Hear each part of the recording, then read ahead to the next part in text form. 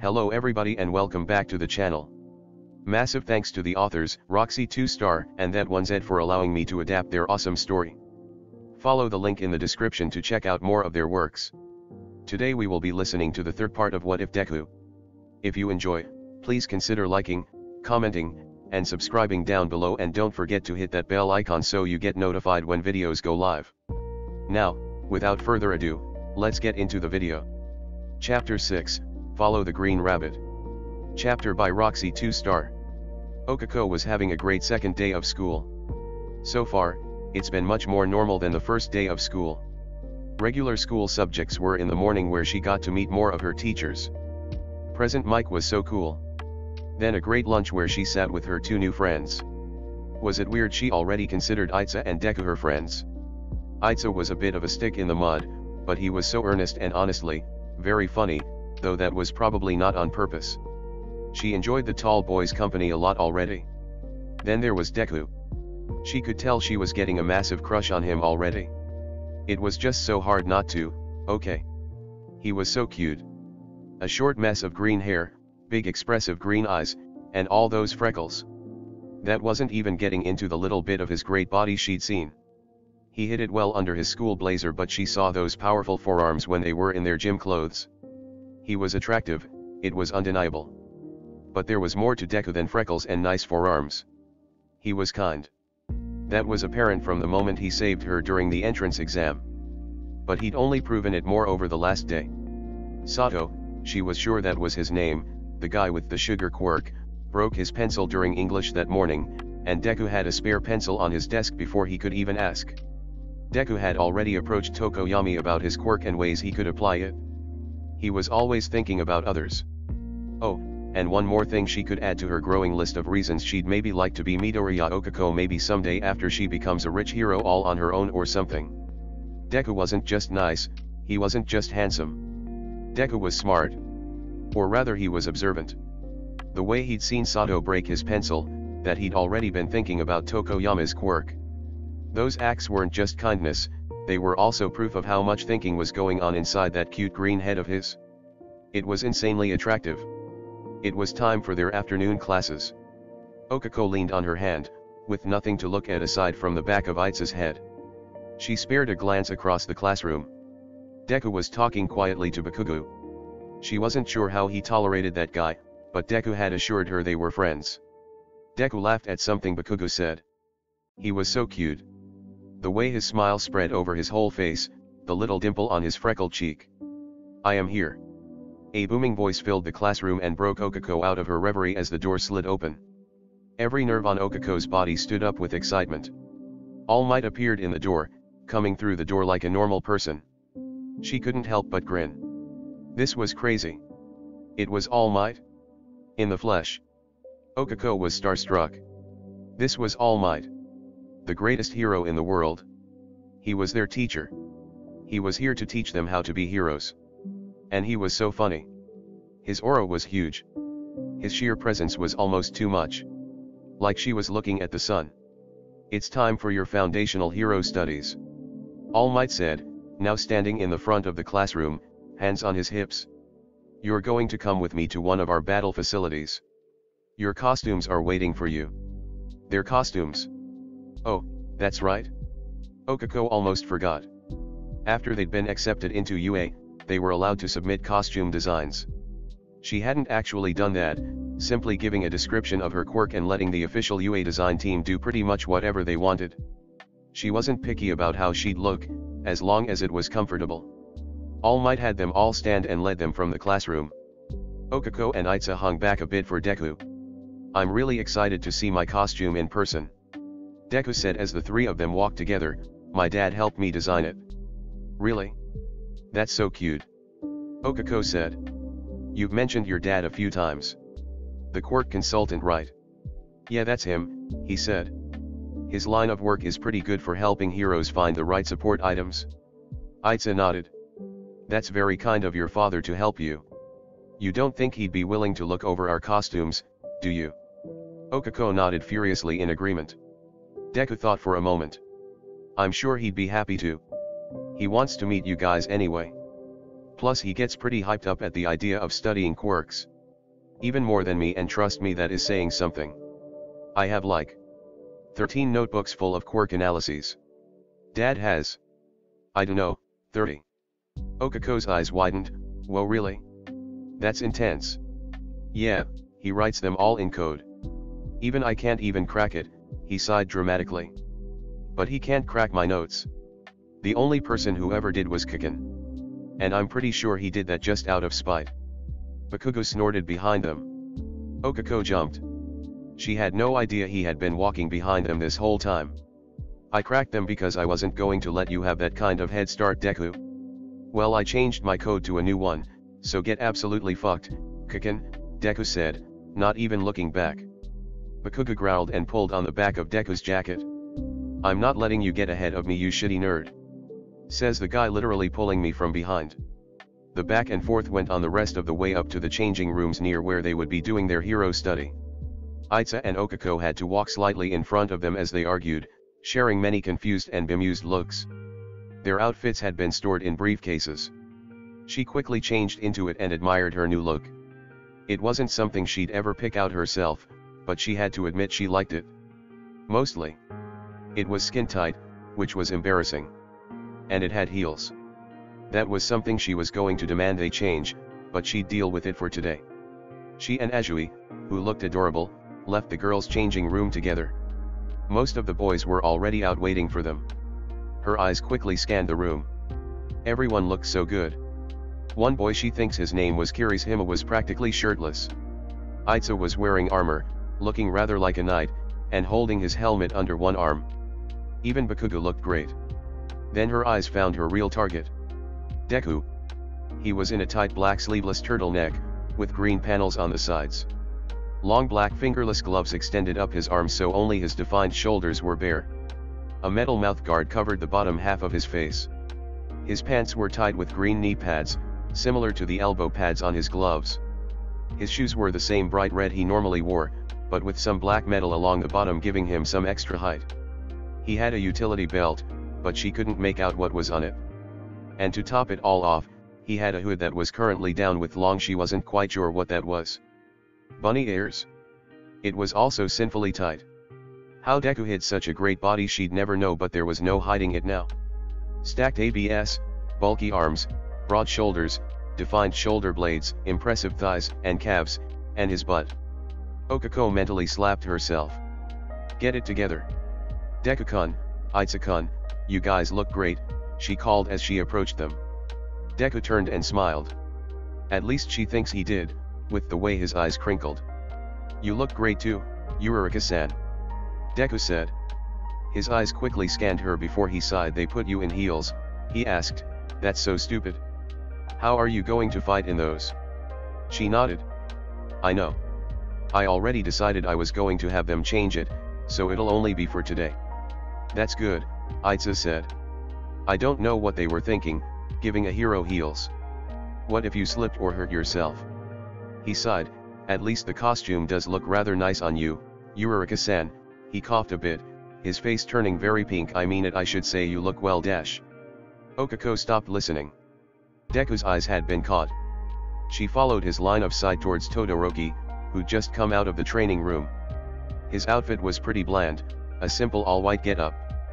The only mildly interesting thing about it was that he'd iced over the left side of it. How was he going to move like that? That must be what Deku was thinking. She looked back at his face. Was he blushing? She looked back at Todoroki. He was looking at them. Rather, he was looking at Deku. She looked back to Deku. He was holding eye contact. Well, that's odd. Was this some kind of guy thing? A stare down to intimidate the other? Whatever it was, Deku won. Todoroki turned away first. Deku watched him a moment longer before turning back to Aitsa and Okako. Let's go. All Might called, stopping her next thought.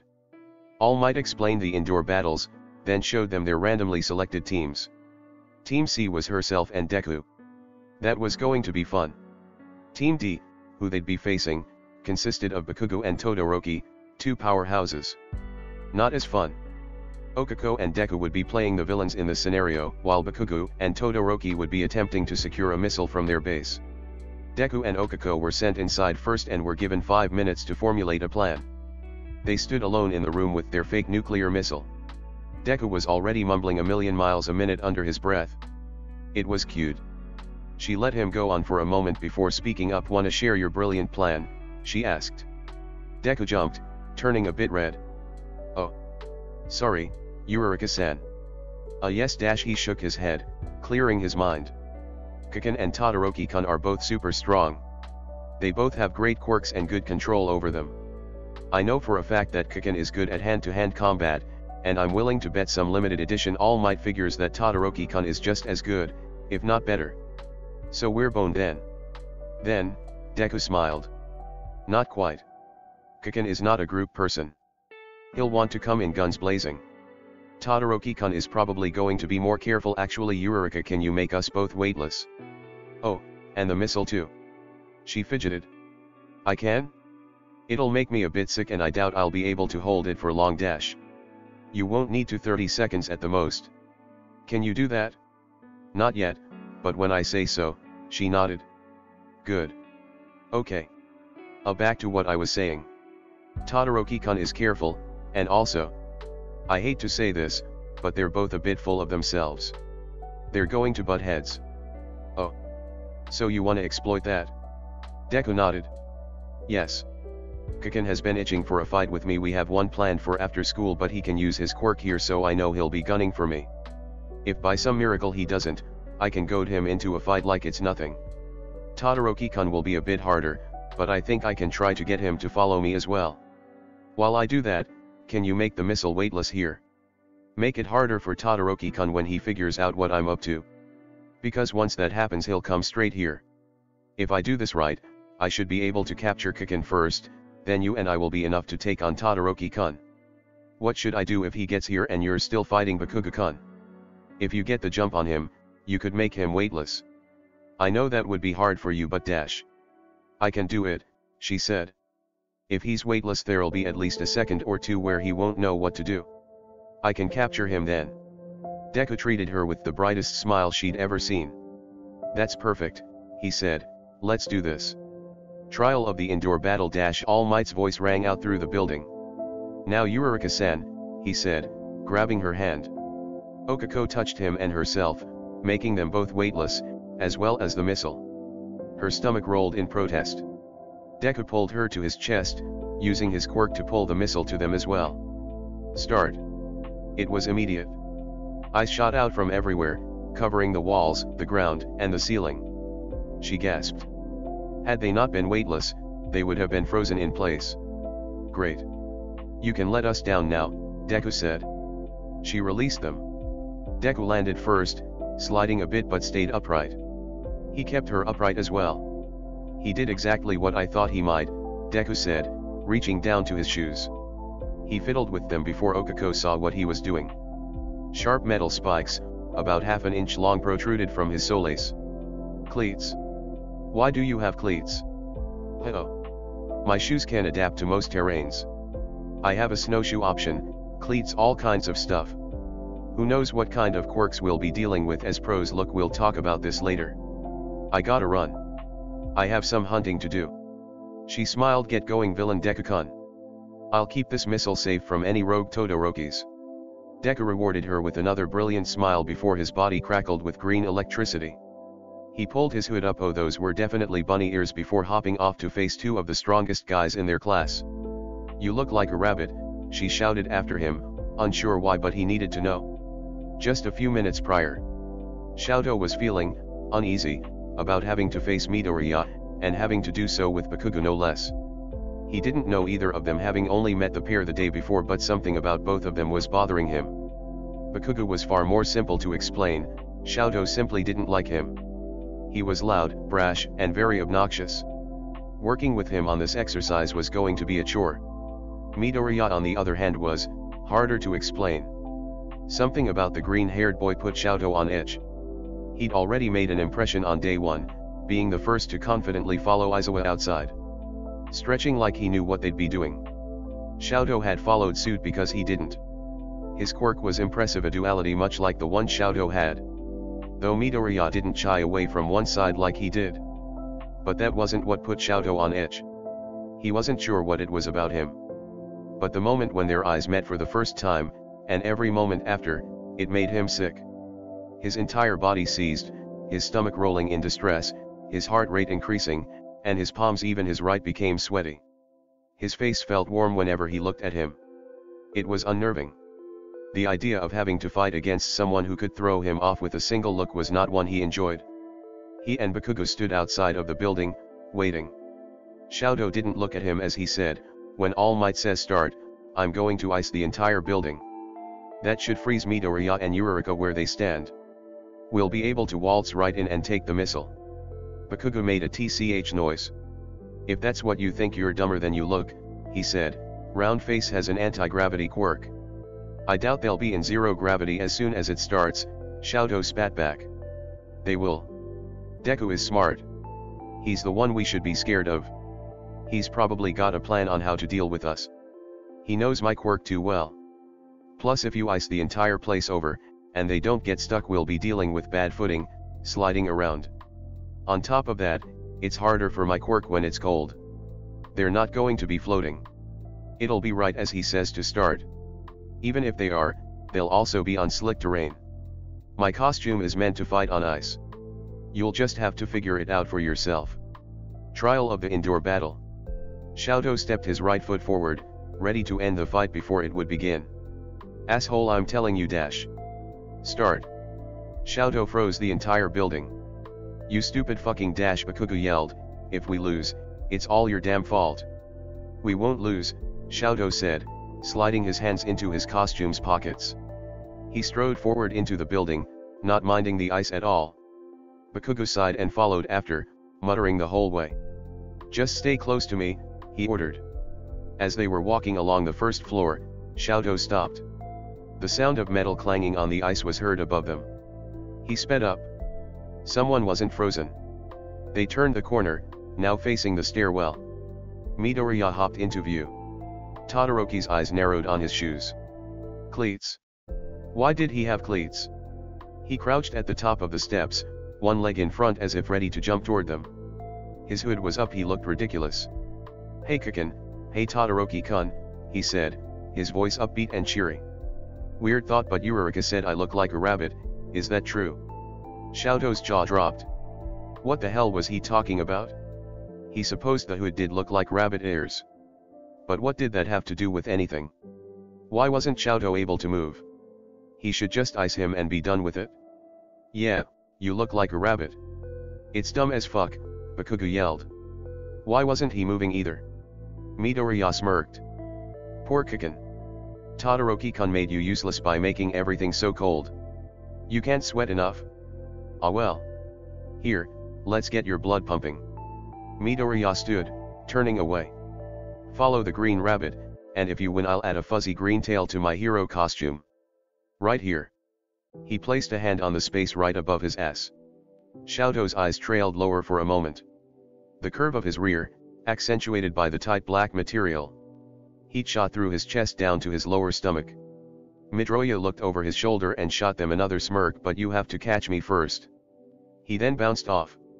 Like a bunny. For about half a second Shoto's brain supplied the image of Midoriya naked, with only a rabbit tail and bunny ears.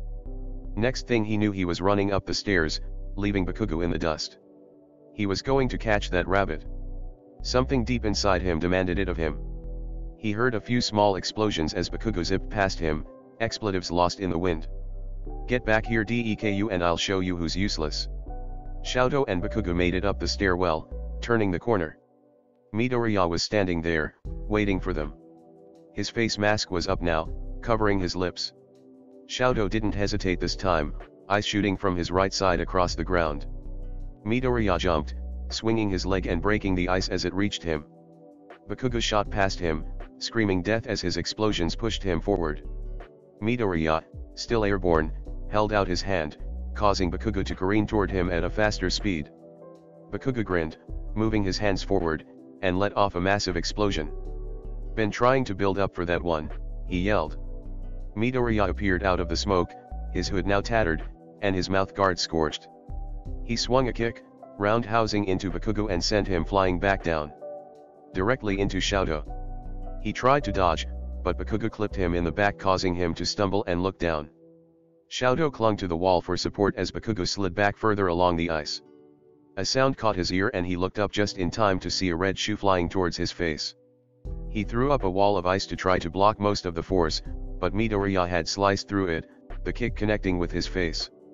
Shoto fell back, a warm body landing on him, knees pressing into his chest. Midoriya was on top of him. Oh god, Midoriya was on top of him. That warmth, the sickness he felt whenever he looked at Midoriya for too long, was hitting him with full force now. He was frozen to the ground, and it had nothing to do with his ice. Midoriya leaned over him, a feral glint in his eyes. He couldn't think. All the blood in his brain had seemingly vanished, rushing elsewhere. Why did some sick twisted part of him almost enjoy this? Capture tape wrapped around his neck. He couldn't move. Todoroki is captured. He can no longer fight. All Might's voice came through the speakers. Midoriya smirked, leaning down to his ear. Caught you, he whispered.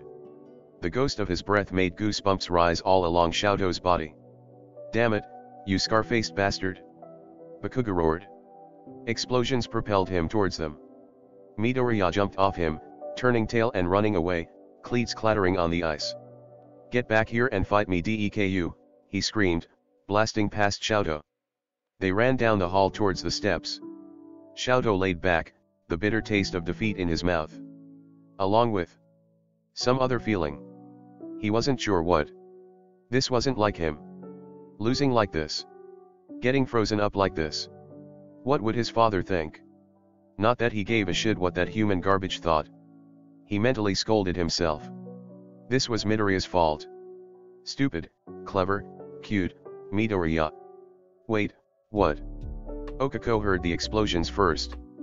Oh no, Bakugo was hot on Deku's trail. By the sounds of it, he was on his way here. Todoroki was captured, so Deku was probably leading him here for backup. She had maybe 30 seconds by the way their voices sounded. Hold the fuck still, Deku. Fight me. Bakugo screamed. She got to work. She grabbed the weightless missile, placing it about 20 yards from the door she was sure they would be coming into, and released it, having it stand as bait. She then ran to the doorway, making herself weightless. Her stomach rolled in pain, but Okako pushed through it and floated herself up above the door, capture tape at the ready. Come on Kikin, I know you can keep up, Deku called, the rest of what he was saying cut off by another explosion. Okako heard the sound of a metal kick and a grunt from Bakugo. Then another blast. Ouch Kikin! Deku cried. More cleats on ice. Deku ran through the doorway. His shirt was tattered, with nasty burn marks decorating his skin like little stars. Bakugo was only a few paces behind him. I'll fucking kill you, he screamed and jumped for Deku. Perfect. Release. Okako yelled, dropping right on top of Bakugo. Her capture tape wrapped around his neck. Bakugo is captured. Villains win. Okako stood grinning. Deku was smiling brightly at her. We did it, she cried. Deku ran at her, wrapping her into a hug. We did, Eureka, he cheered. She was frozen. Deku was holding her. Shirtless. He was holding her and not wearing a shirt. Okako.exe has stopped working. Please do a system reboot. He let her go suddenly, taking a step back. His entire face was red, as he rubbed the back of his head. Sorry. Just excited. Good, thinking of making yourself weightless and getting the drop. He then turned to Bakugo. You good Kikin? Bakugo hadn't moved. His face was plastered down on the ice. Several long moments passed before he spoke, his voice muffled. I'm going to murder that icy bastard. As if summoned by talking about him, Todoroki appeared in the doorway. He looked as miserable as Bakugo.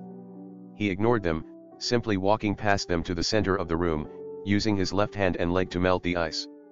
I fucking told you, Bakugo snarled. I see that you were correct. I won't underestimate them again, Todoroki said, keeping his back turned to them. What a stuck-up guy. She glanced at Deku, whose eyes were trained on Todoroki's back. Midoriya, he said finally, don't expect to beat me again. I'm not sure what happened to me back there, but rest assured next time we face each other I'll be the victor. Deku crossed his arms over his chest. That so? He asked, a cheeky grin sliding across his face. Okay then. Looking forward to it, Todoroki-kun. The room became stiflingly hot as the ice melted. Come on, we should get back. I'm sure All Might has a lot of notes waiting for us. He stepped over to Bakugo and offered him a hand. He slapped it away, getting himself up. Don't think we're not still fighting after school, Deku. One-on-one fights, I still kick your ass, he snarled before stomping out of the room. Okako watched as Deku gave one last look to Todoroki before he followed Bakugo. She kept in stride with him. Man, Deku-kun looks like you attract hot-headed rivals, she joked, poking his cheek. He sighed deeply. I know. Kaken was enough, and now Todoroki-kun. He hung his head. If I have to start penciling in street fights once a week for him too, I'm not gonna have time for my own training. She giggled and patted his back. There. Shoto was sick. That had to be the only answer. He was ill and needed medical attention. Once school was over, he bolted from the classroom, stomping down the hallway to Recovery Girl's office. He slid the door open with a loud thud. The old hero looked up from her paperwork. Hello dearie, how can I help you? She asked, turning her chair toward him. First year by the look of you. Are you injured? I'm ill, he deadpanned. I've never had symptoms like this before. Recovery Girl frowned. Here, have a seat on the bed, she instructed. Shoto sat where she pointed. She grabbed a thermometer and pressed it to his forehead. What are your symptoms? She asked. No fever. I'm wondering if it's quirk related, he said. It only happens around one person. A boy in my class. When I look at him I feel feverish. Recovery Girl raised an eyebrow. My heart rate increases dramatically. My palms become very sweaty and I get nauseous. My stomach feels as though it's full of butterflies, she asked, her voice amused. Shoto didn't see what was so amusing about this. Midoriya was probably killing him with some hidden quirk and she thought it was funny. But since she mentioned it? Yes. Shoto said, exactly like there are literal butterflies in my stomach. A horrible thought occurred to him. Wait, don't tell me there are literal butterflies in my stomach. Then, she had the gall to laugh. Kid, you're not sick or under the effects of a quirk, she said before patting his cheek. Then what the hell is happening to me? He asked. Recovery Girl smiled. You're a smart boy. You'll figure it out. But I promise you're not sick or in any danger. Go home, do some thinking on why you think this boy makes you feel this way. Shoto stood angrily, squaring his shoulders. Fine, he said, and without a word he left, slamming the door closed behind him. Absolutely zero help. When Midoriya finally kills him, she'll know how wrong she was then. He checked his phone. Damn, he'd missed his normal train over this waste of time. If he hurried he could catch the next one and still be home before the old man. He sped off, leaving the school. Shoto made his way down the steps, walking around the grounds to leave. He only paused when he heard a loud pained cry. Hero instincts taking over, Shoto turned on his heel and ran in the direction of the sound. AHH, he heard another cry, as he turned the corner. He spotted the scene, and all the blood drained from his head. Kaken. Ouch. That hurts you, AHH. It was Midoriya. His jacket and dress shirt were removed, wearing a tight white undershirt. He was pinned under Bakugo, who had also shed his jacket and shirt, clad only in a black tank top. He had Midoriya not only under him but bent in half, pushing his legs back into his chest in what looked a rather painful way. Do you yield, you shitty nerd? Bakugo spat. Not on your live, AHH. Midoriya cried as Bakugo twisted his leg. Should he stop this? Suddenly he was aware he wasn't the only one watching this display. Uraraka and he was pretty sure his name was Itza were also there, only a few feet to the left of him. Both of them looked concerned, each of them holding what must have been Midoriya and Bakugo's bags and clothes. What is going on? He asked. Uraraka looked up at him before biting her lip. We're not entirely sure. Apparently, they do this a lot. I still think we should get a teacher. Itza said, concern dripping from his voice. Yield, you little shit. Bakugo growled and pushed Midoriya's legs back further. AHH, I yield Kaken. Midoriya cried, letting out a pathetic whine. Shoto thought he might be sick right there. The noise did something to Shoto. Recovery girl had been right. It felt exactly like butterflies. Butterflies and lava. He watched as Bakugo got off of Midoriya. He grabbed him by the shirt and pulled him up, exposing a bit of skin. Shoto's eyes wandered to the soft tan skin of Midoriya's stomach. Smooth tan skin, cut muscles.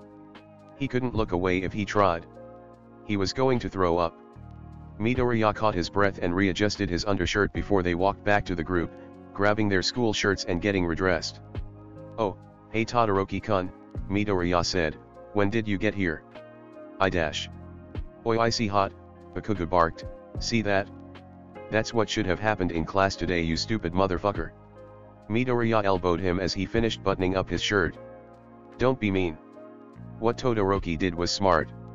It would have worked if Uraraka hadn't been there," he said, before flashing him a smile. "What train do you take, Todoroki-kun?" "East Line," he said. "Why do you ask?" "Same as us then," he motioned to the entire group. "Wanna walk together?" He threw his coat back on and shoved his red tie into one of his jacket pockets. This is how Shoto knew he was sick. Had it been anyone else, he would have simply said no and walked off without a second thought. But Midoriya, when he looked at him with those big green eyes, the word tumbled out of his mouth without his permission. "Sure." Chapter 7, Deductive Reasoning. Chapter by Roxi2Star. Izuku sighed as his father fixed his tie. "I really don't need a ride," he said. "The train gets me there in plenty of time." Dad laughed as he smoothed down his tie. "Relax, kiddo. I actually have a meeting there myself this morning. It just makes sense if we go together." Izuku raised an eyebrow. "Nothing to do with you, I promise. It's a personal meeting. I have a job interview." "Huh?" he asked. "For what?" "To be a quirk counselor." "Yeah," his dad smiled. "I mentioned to Toshinori that it seemed like a huge blind spot that a hero school wouldn't have at least one dedicated quirk counselor. Lo and behold, I got a call from your principal yesterday, and he wants me to come in today to talk. Would you be okay with that? Me working at your high school?" He considered it for a moment. "It would be weird, but I think that'd be fine. It's not like you'd be in my classroom every day," he said. "Plus, I think you could really help. I got to see everyone in action yesterday during our foundational hero training, and some of them could use a bit of help using their quirk at its full potential." "Let's hope I get the job then," his dad said, eyes crinkling at the corner. "Come on, grab your bag," he ordered before going to grab his car keys. The drive was quiet, but parking had been a hassle. As they walked towards the gate, they quickly figured out why. Reporters were crowding the gate, and harassing anyone wearing a UA uniform. Izuku and his father were forced to basically push their way in, all the while trying to ignore people calling out to him. A reporter practically grabbed Izuku by the back of his jacket and shoved a microphone and a camera in his face. "Kid, tell us, what's it like having All Might as a teacher?" the woman reporter asked. "Is he a good teacher? Does he have any favorite students?" He was frozen like a deer in headlights. He eyed the camera, then looked past it, searching for a head of white hair. He mumbled. A warm hand grabbed his, pulling him out of the frame and away from the reporters. "Don't just go grabbing my son," Dad snarled. The woman who had grabbed Izuku leaned away from him, her face paling. His father pushed Izuku forward through the gates, away from the reporters. "You okay, Izu?" he asked once they were inside the school. Fine," he said softly.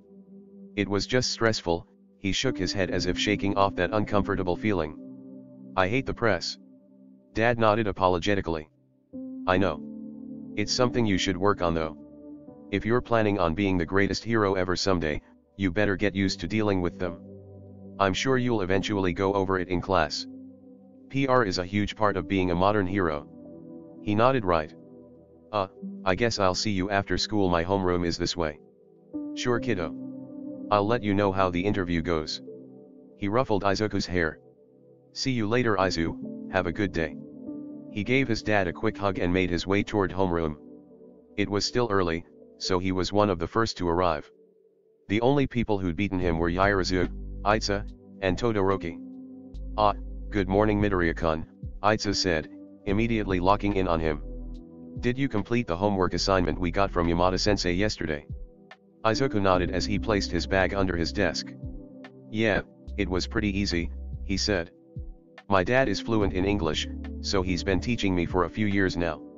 Yayorozu turned toward him. You speak a lot about your father, Midoriya-kun. You must be very close to him. He gave her a bright smile. Oh yeah. My dad's great. He's all I've got since he trailed off. My mom passed away a few years ago, so it's just the two of us. And Yagi-san. My dad's best friend. He's over at our house half the time. But mostly it's just me and dad. Plus we share a lot of hobbies, so we're pretty close. Yayorozu frowned. I'm sorry to hear about your mother, she said softly. It's okay. Izuku said, waving his arms rapidly. I mean, it's not okay, but like, it was a while ago. I was 9 and she had cancer. But, I have her quirk. So it's like she's always with me. To punctuate his point, he called his notebook from his bag with pull. I used to say whenever I used pull, it was like my mom was handing me whatever I pulled toward me. So that would make your father a widower? Itza asked. You did mention he has a friend that's often over. Yagi-san, he said.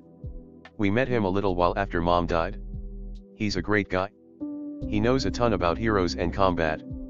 He actually helped train me for the UA entrance exam since he has a lot of experience with a quirk like mine. So it's this Yagi-san that's responsible for why you're so far ahead of us then, Itza said thoughtfully, holding his chin with his pointer finger and thumb. You should introduce him to me. Fat fucking chance, Kaken said, stomping into the room. He threw himself down in the chair in front of Izuku. Deku's been hiding him from me for years. We grew up together and even then I've only seen him a handful of times. Don't know how the guy would teach you anything, he looks like he'd die if you sneezed on him. Izuku sighed. Like I've said for the millionth time, Kaken, he's just sick. But he's doing just fine. Tell your dad to feed his boyfriend more, Kaken said simply. For the last time, they aren't dating. Izuku said. I think I'd know if they were. Oh, who's not dating?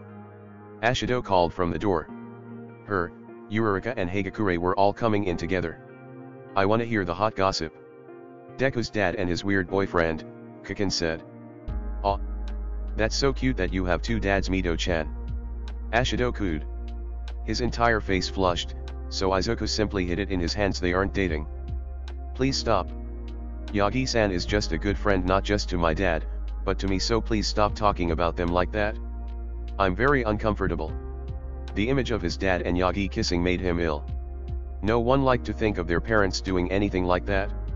Not that Yagi was his parent or anything. Okay. Leave Midoriya-kun alone about the subject, Itza said, waving Ashido off. Thank God for Itza. He looked up from his hands and offered Itza a thank you smile. Itza gave him one in return. Once everyone arrived, Izawa pulled himself up to his teacher's desk from the floor. He must have been napping there all morning. He yawned quietly before looking through some documents on his desk. Oh yeah. I was supposed to do this yesterday, but I was sleeping. You guys need to pick a class rep. What a normal school thing. I don't care how you do it, just decide by the end of class. Itza jumped from his desk, eyes sparkling. We should hold a vote. Asu, wait, she liked to be called by her given name, didn't she? Tsuyu spoke up. Isn't it a bit early for something like that? We don't know each other very well, so we'd all just vote for ourselves, Kuro. That's exactly why it should be a vote. If someone manages to have convinced at least one other person to vote for themselves, they clearly have the makings of a strong leader. Itza smiled brightly. So let's vote. In the end, however, it's a tie. Izuku gawked at the board. He and Yayorozu tied. Who voted for me? He asked, ignoring Kaken's quiet yeah, who voted for fucking Deku? I don't want the position. I don't have the time, between training, homework, self-defense classes, quirk training with Yagi and Kaken beatdowns. He really didn't want anything else on his plate. Wait, you didn't vote for yourself? Kaminari asked. I voted for Itza-kun, he said, motioning to the one vote next to his name. I voted for you, Midoriya-kun.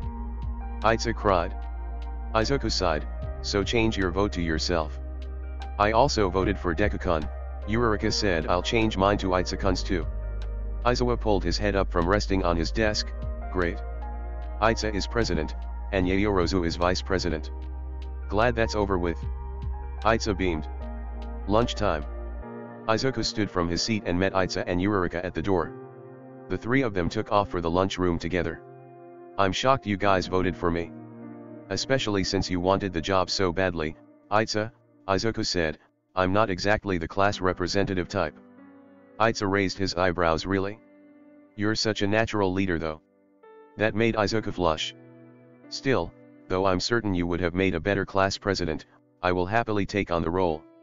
I really wouldn't. I'm terrible at that stuff. Public speaking, and meetings at all. Izuku cut himself off as they turned the corner. A most horrifying scene laid out in front of him, existing simply to forever torture him with. Yurika gasped at his left. Is All Might flirting with that guy? She whispered. It was true. All Might did indeed look like he was flirting. He had one hand pressed to the wall above the object of his affections, leaning down into his space. He looked happy, laughing at something the other man just said. The other man was leaning against the wall, one hand on his face to cover his own laughter.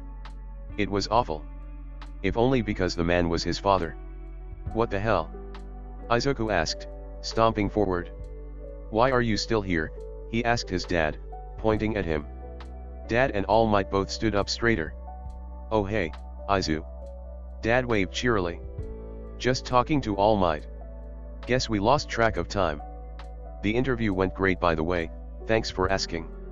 I got the job, so starting tomorrow I'll be working here full time. Though guess what? It wasn't All Might that recommended me for the job. Turns out it was your homeroom teacher. That stopped Izuku in his tracks. Aizawa-sensei did. Hisashi mentioned it to me earlier this week, and I said something about it in the teacher's lounge.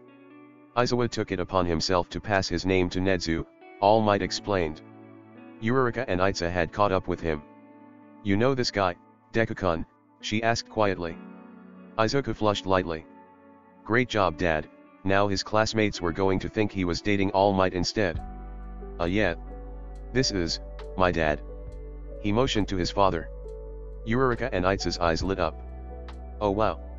Yurika said. He doesn't really look like you aside from all those freckles. Then again, his smile's pretty much the same as yours, Deku-kun. Aiza chopped his arm at Yurika. Perhaps Midoriya-kun takes after his mother appearance-wise. However, I do agree. Midoriya-san, you do have a similar way about you that Midoriya-kun has. They have the same vibe. Yurika decided before something struck her. Wait, All Might is on a given name basis with your dad. Dad put his hands up, taking over. I've worked with All Might a few times over the years, he lied easily. Though that's not exactly public information. All Might here is a pretty secretive guy for a lot of good reasons. That's also why Izuku never mentioned they'd met before school. Both Aiza and Yurika looked at Izuku with wide eyes. Your father worked with All Might? Aiza asked. That's very impressive. You said you were getting a job here. Yep. I'm going to be UA's quirk counselor, he said. So we'll be seeing a lot of each other. Speaking of, who are your friends here, Izuku? Oh, this is Aiza and Yurika. His dad's eyes glinted when motioned to Yurika, but he didn't give anything away. We're all in class 1A together. Igenium's little brother and the anti-gravity girl. You told me about them. Well, it's a pleasure to meet you both. I'm Midoriya Hisashi. Nice to meet you, Midoriya-san. Hello. All Might spoke up. Well, you three best be off. It's lunchtime. Young heroes can't afford to miss a meal. Izuku sighed, grabbing his friends and pulling them along. I'll see you at home, Dad. I'll cook tonight as a celebration. And stop flirting with my teachers in the hallway, he added with a good-natured glare. His dad choked on his own breath. Served him right? Izuku knew he made the right choice picking Aiza for class president. When the chaos broke out thanks to the security system and the media rush, Aiza was the one who calmed everyone down. Aiza was a natural leader and a calming presence. Plus he knew how to handle a crowd. Izuku was alone at the train platform that day. He'd had a short training session with All Might after school. All he'd done was run laps around the school grounds while trying to push with One for All. He still couldn't break past 5% of his overall power. Months he'd been stuck there. Why couldn't he break through? Was his body still too weak? If he even went to 6%, he could feel his bones creak, only able to hold it for a fraction of a second before he was forced to pull back. His right hand especially hurt. It was the one he'd broken twice. First when he tried one for all the first time, then again at the entrance exam. Recovery girl had mentioned to him after the second time that if he kept breaking it, it would get ugly and potentially damage it permanently. He stretched the fingers, rubbing his palm the way she'd instructed to help with any stiffness. Maybe he should get a heating pad? Or maybe something in his hero costume to support his hands and arms. His costume was ruined yesterday, so now was the time to put in for a change if he wanted one. Do you often speak your thoughts aloud? A deep voice asked right by his ear. Izuku jumped. The platform had been crowded but no one was that close to him when he arrived. Now though, Todoroki stood right next to him, eyes down on the phone in his hand. "Ah. Todoroki-kun, you scared me," he said before he realized what his classmate had said. Yeah, sorry. I know it's a creepy habit. Kaken yells at me all the time about it. I'm glad the chair behind me is empty too since dash. I wouldn't call it creepy, Todoroki cut him off. It's just odd. I haven't met someone who's muttered their thoughts out loud like that before. Does it help you think better when you do it? Izuku nodded, trying very hard to keep his face neutral and failing. Yeah. It's something I guess I just sort of picked up. If you say stuff out loud it kind of forces it to make more sense. Sometimes my thoughts are very abstract so it's a way to keep everything clear and concise to myself. Interesting, Todoroki said, pocketing his phone. His intense gaze turned to Izuku. His heart was caught in his throat. He was way too pretty and spooky to be looking at him like that. No fight with Bakugo today? He asked. If Izuku thought Todoroki could make a joke, he'd think he was making a joke, just by the slightly smug edge to his perfect deep velvety voice. No. He gets one a week if he's lucky. Why? Don't tell me you already want to try and get revenge for me kicking your ass in foundational hero studies yesterday because I'm way too tired. All Might had me running laps dash. You were doing one-on-one training with All Might? He asked, cutting him off a second time. Uh-oh. Quick Izuku. Lie your stupid little green ass off. Yeah, he and my dad know each other so it's a personal favor. Please don't mention it to the others. All Might gets finicky about that kind of stuff. Very secretive and he really isn't doing much, just making me run a lot. Todoroki really did have an impossible face to read. His ever-present poker face didn't even shift once. Izuku had no idea if he bought it or not. I see, he said finally, before pulling his phone out of his pocket again. Being trained by All Might doesn't change the fact that I'll win our next fight. He was spared having to reply as the train finally arrived. Unfortunately, though, it was very full, stuffed with end-of-workday commuters. He sighed, but tread forth, squeezing his way into the carriage, Todoroki right behind him. Izuku cut to the right, pressing his back against the cold metal wall by the door. Todoroki seemed to have the same idea, the two of them squished together in a small space, a centimeter separating their bodies. Izuku sighed, leaning back as far as he could so as not to have the top of his head thrust into Todoroki's face. Man, I hate taking the strain, he said. It wasn't this bad yesterday. We all took a later train yesterday. But I agree. I might skip this one, though it's doubtful I'll find myself at school this late, he said. Why were you leaving so late anyway? Izuku asked, craning his head to look up at him. Todoroki looked down, his mismatched gaze locking with Izuku's. His face twitched, a small break in his mask. Izuku had no idea what that meant, but something to keep in mind. Todoroki started, was having another argument with Recovery Girl. Doesn't matter why. He coughed slightly, turning away. Arguing with Recovery. The train jolted. Izuku lost his balance, falling into Todoroki's warm and solid chest. Izuku started, placing his hands on his chest to push himself upright only for the cart to make another jolt, sending him back down again. An impossibly warm arm wrapped around his back to keep his balance. This was humiliating. Getting his face shoved into some pretty boy's chest. What the hell? Was this a shoujo manga? He stood up properly this time, the arm still on his back. Sorry. Lost my balance. Clearly, Todoroki said. Hence the falling into my arms. Hence falling into your buff arms. Yes, Todoroki-kun, make it more embarrassing for me, why don't you? He asked, a sarcastic lilt to his voice. You think my arms are buff? Todoroki asked, voice cracking slightly. Izuku looked up at him, only to be rewarded with an expression on his angelic face. He wasn't quite sure what the expression meant. Surprise. The slightly widened eyes and parted lips seemed to suggest that. Confused. His eyebrows were raised. And dare Izuku think flustered? Was it his imagination or was his neck slightly red? The arm that was, oh my god, his arm was still on his back. Did Todoroki know that? Maybe the guy wasn't used to praise when it came to his look. Something Izuku filed away in the what was Todoroki Shoto's deal file in the back of his head. Yeah, you're buff, he said, offering up a smile. I mean, I think in terms of arms a few of the other guys have you beat, he said. I mean, there's no competing with Shaoji. Plus Itsu's built like a brick house and Kiri's Hima is stacked, but you're definitely built. Do you make a habit of noticing that kind of stuff about guys? I make a habit of noticing that kind of thing about everyone, Izuku smirked. Then he continued, saying, my dad says perception is a gift. Notice as much as you can, the little stuff people do subconsciously. He leaned into the wall as the train came to a stop. People got off, and others got on, leaving Izuku stuck pressed against Todoroki. At least Todoroki finally caught himself holding Izuku, dropping his arm quickly. His eyes narrowed slightly. You say you're observant, but what kind of stuff have you noticed? Izuku thought for a moment. Mostly just little stuff. Like I think Zero has a lot of sisters. Older and younger. His backpack is a hand-me-down, and it's a pastel blue, probably from an older sister. Plus his nails are painted, but pretty messily, so that would suggest a little sister, he said, but that's mostly conjecture. Maybe he just likes pastel blue and sucks at painting his nails.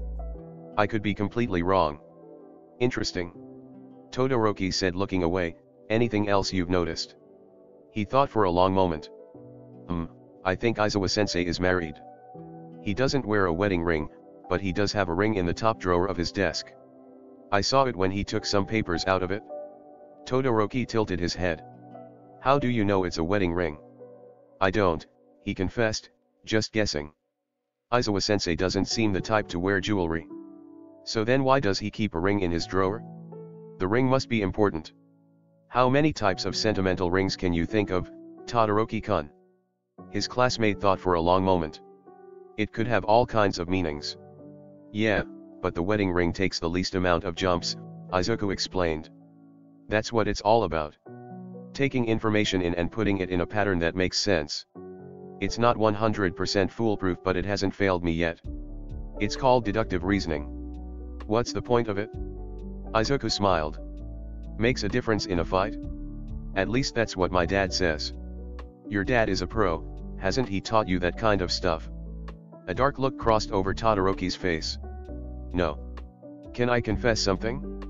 I've never really been an Endeavor fan, Izuku said, watching Todoroki's reaction. Strikes me as a dick. An understatement. He averted his eyes, a sad sort of look crossing over his face. It made Izuku's heart clench. He wanted to reach out. He really did. The train jumped slightly, causing Izuku to trip forward again, back into Todoroki. Bumpy today, he said in Todoroki's arms with a chuckle. You know, you don't really look like him. Your dad, I mean, I don't really look like mine either. Todoroki stared at him for a long moment. Midoriya, you're a very odd person, he said finally. Odd good, or odd bad? Just, odd, he said finally. I can honestly say I've never met anyone like you. He looked down at Izuku intently. Their eyes locked. The sadness in his eyes had gone away. And now Izuku could just look at him. In his eyes. He really had such pretty eyes. Way too pretty. The kind of pretty that Izuku could see himself spending weeks and weeks thinking about. Honestly, Todoroki was just pretty in general. If he did something like smirk or smile, Izuku would have no choice but to twirl his hair and kick his feet. Maybe giggle a little. Izuku shot him a grin. I could say the same thing about you, Todoroki-kun, he said. The train was coming to a stop again. Izuku stopped. He adjusted the grip on his yellow backpack as the train halted. You know, you're not such a bad guy. I think we're gonna be friends. Todoroki made a sort of quiet choking noise. Not a bad what I'm not at UA to make friends. The doors opened with a loud groan, and Izuku stepped off with a smile. It's cute you think you have a choice in this. See you tomorrow, Todoroki-kun. Alright, that's where we'll leave off for the day. Thanks so much for listening along with me today. If you enjoyed, please like and comment down below and check out the video or playlist on the screen for more content from me. I look forward to seeing you next time. Ciao for now, lovelies.